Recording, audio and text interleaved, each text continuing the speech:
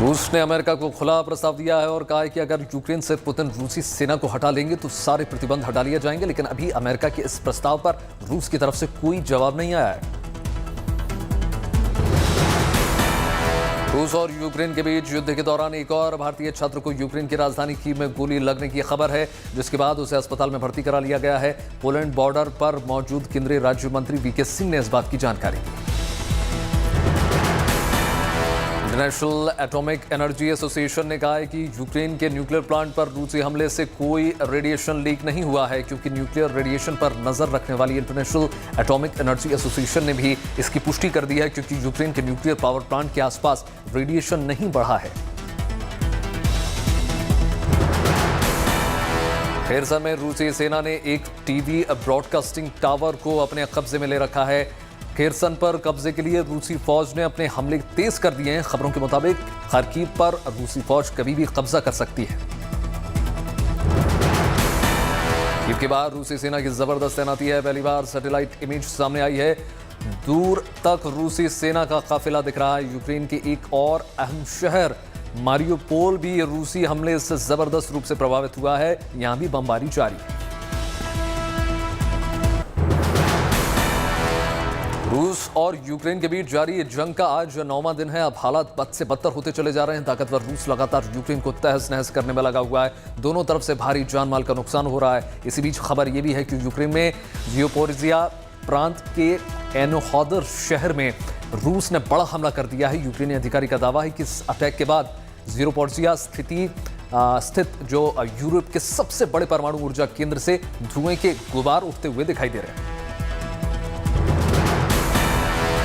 News agency associated press के मुताबिक Ukraine के सरकारी अधिकारी ने कहा है कि यूरोप के सबसे बड़े परमाणु ऊर्जा केंद्र ज़ापोरिज़िया से धुआं उठता हुआ नजर आ रहा है। यूक्रेन के विदेश मंत्री दिमित्री ने आग लगने के बाद रूसी सैनिकों से यूरोप के सबसे बड़े परमाणु ऊर्जा संयंत्र पर हमला बंद करने का आह्वान किया। कुलेवा ने ट्वीट किया कि अगर ये उड़ा तो ये चोर्नोबिल से भी 10 गुना ज्यादा बड़ा ब्लास्ट होगा। रूसियों को तुरंत आग बंद करने की चाहिए। परमाणु बिजली घर पर हमले के बाद ब्रिटेन के प्रधानमंत्री ने यूक्रेन के राष्ट्रपति से बातचीत की और हालात की ताजा जानकारी ली। ब्रिटेन यूएनएससी की आपात बैठक बुलाई है उसने। ज़ापोरिज़िया न्यूक्लियर प्लांट पर रूस ने चौतरफा हमला बोल दिया है, जिससे रेडिएशन फैलने का खतरा लगातार बढ़ गया है। हर तरफ से रूसी फौज ने ज़ापोरिज़िया को घेर रखा है और जल्द ही प्लांट को अपने कब्जे में लेना चाहती है।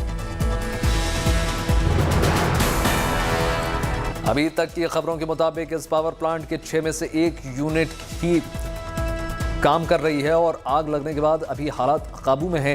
किसी भी तरह का रेडिएशन फैलने की खबर नहीं है। रूसी फौज की शेलिंग परमाणु प्लांट के आसपास गिर रही है।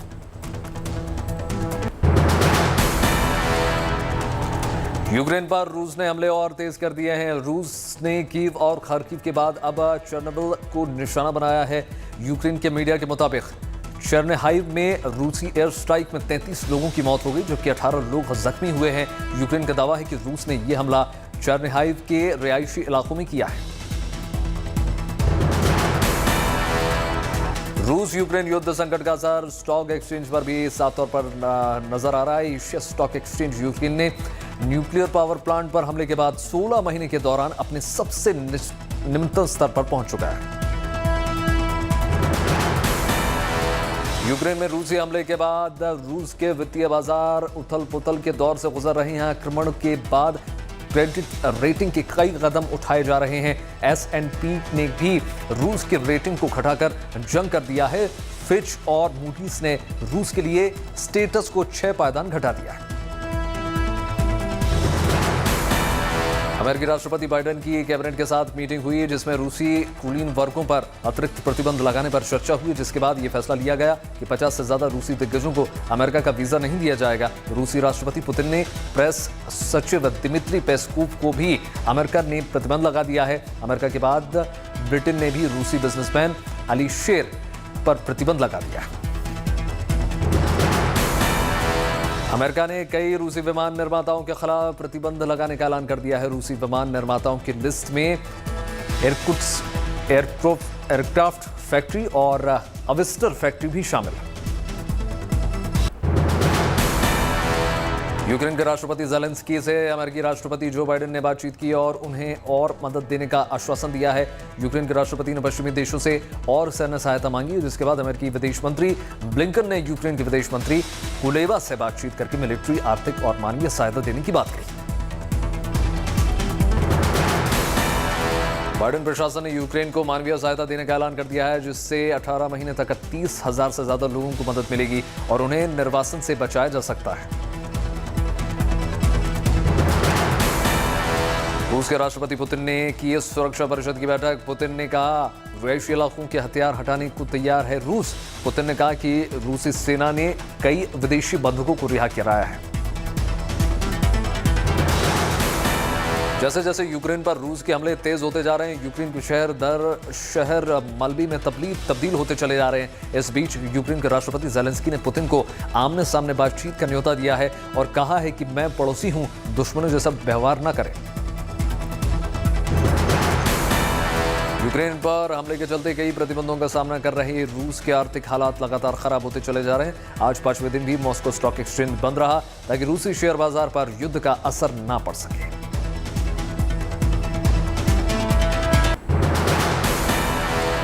अब से कुछ घंटे पहले बुडापेस्ट से 210 भारतीय छात्रों को लेकर वायुसेना का हवाई जहाज हिंडन एयरबेस पर पहुंचा। बुखारेस्ट से भी 210 भारतीय छात्रों को लेकर एक विमान वायुसेना के हिंडन एयरबेस पर पहुंचा है। ऑपरेशन गंगा के तहत वायुसेना भी यूक्रेन में फंसे लोगों को लेकर भारत आ रही है और इसके C-17 ग्लोबमास्टर का इस्तेमाल किया जा रहा है। अब तक ग्लोबमास्टर 1428 लोगों की वतन वापसी करा चुका है। प्रधानमंत्री नरेंद्र मोदी ने यूक्रेन से लौटे छात्रों से वाराणसी में मुलाकात की।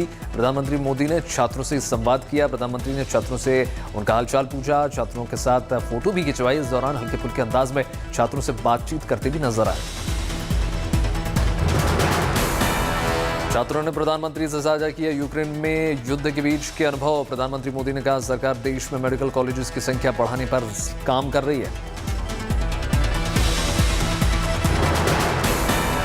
यूक्रेन में फंसे भारतीयों को लाने के लिए जारी है ऑपरेशन। रिपोर्ट के मुताबिक 10 मार्च तक कुल 80 उड़ानों को सेवा में लगाया जाएगा।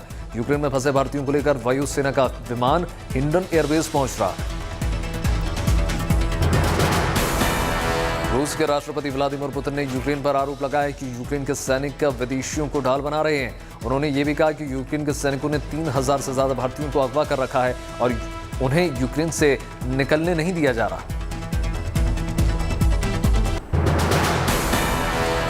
उत्तर प्रदेश में 7वें चरण के चुनाव के लिए सभी पार्टियों के दिग्गज जो जोर लगा रहे हैं। 2 दिन के दौरे पर प्रधानमंत्री नरेंद्र मोदी वाराणसी पहुंच चुके हैं। आज प्रधानमंत्री वाराणसी में मेगा रोड शो करने वाले हैं, जो मालधैया से काशी मंदिर तक जाएगी। इसके अलावा प्रधानमंत्री मोदी मिर्जापुर और जौनपुर में भी रैली को संबोधित करेंगे। गृहमंत्री अमित शाह भी आज गाजीपुर में जाने वाले हैं और 3 जनसभाओं को संबोधित करने वाले हैं और बीजेपी को वोट देने की अपील करेंगे।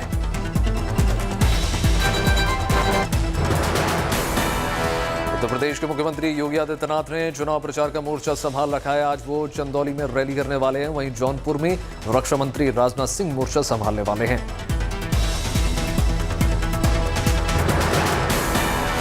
समाजवादी पार्टी अध्यक्ष अखिलेश यादव ने भी 7वें चरण के चुनाव के लिए पूरी ताकत चुनाव प्रचार में झोंक रखी है। आज अखिलेश झोंकेंगे ताकत। मऊ और वाराणसी में आज 6 रैलियों को संबोधित करने वाले हैं।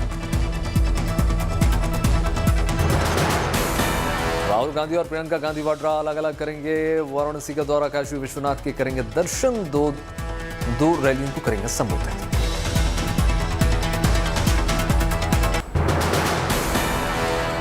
हिमाचल प्रदेश के मुख्यमंत्री जयराम ठाकुर अपने वर्तमान कार्यकाल का आखिरी और 5वां बजट अब से थोड़ी देर में विधानसभा में पेश करेंगे।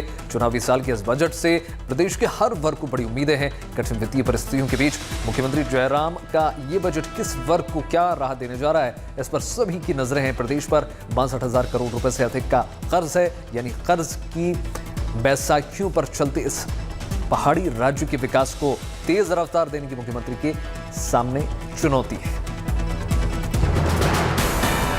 महाराष्ट्र में आज से महाराष्ट्र बोर्ड की 10वीं और 12वीं की परीक्षाएं शुरू हो रही हैं। 12वीं की परीक्षा 4 मार्च से शुरू होकर 30 अप्रैल तक चलने जा रही है। परीक्षा के दौरान कोरोना गाइडलाइंस का सख्ती से पालन करना पड़ेगा।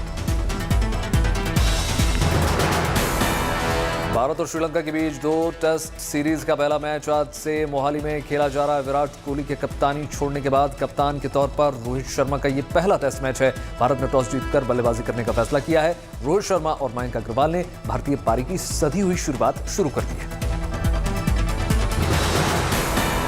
पूर्व कप्तान विराट कोहली आज अपना 100वां टेस्ट मैच खेल रहे हैं और फैंस को टेस्ट में विराट से शतक की उम्मीद है। विराट के 100वें टेस्ट मैच के लिए बीसीसीआई ने स्टेडियम में 50% क्षमता के साथ फैंस को अनुमति दे रखी है। महिला क्रिकेट विश्व कप 2022 का आगाज आज से न्यूजीलैंड में होने जा रहा है। पहले मैच में न्यूजीलैंड और वेस्टइंडीज की टीम्स आमने सामने होंगी। यह प्रतियोगिता पहले 2021 में होने वाली थी, मगर कोरोना महामारी के कारण 1 साल के लिए स्थगित कर दी गई। आईसीसी ने 15 दिसंबर 2020 को घोषणा कर दी थी कि महिला क्रिकेट विश्व कप 4 मार्च से 3 अप्रैल के बीच खेला जाएगा। विश्व कप का फाइनल क्राइस्टचर्च में होगा।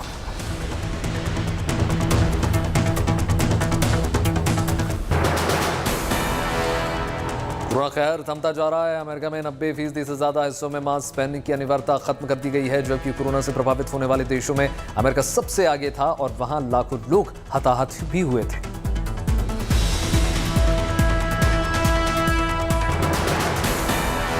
देश में वयस्क आबादी 100% टीकाकरण की ओर बढ़ रही है। 97% से अधिक वयस्क जनसंख्या को वैक्सीन की पहली डोज लग गई है। केंद्रीय स्वास्थ्य मंत्री मनसुख मांडविया ने ट्वीट करके इसकी जानकारी दी।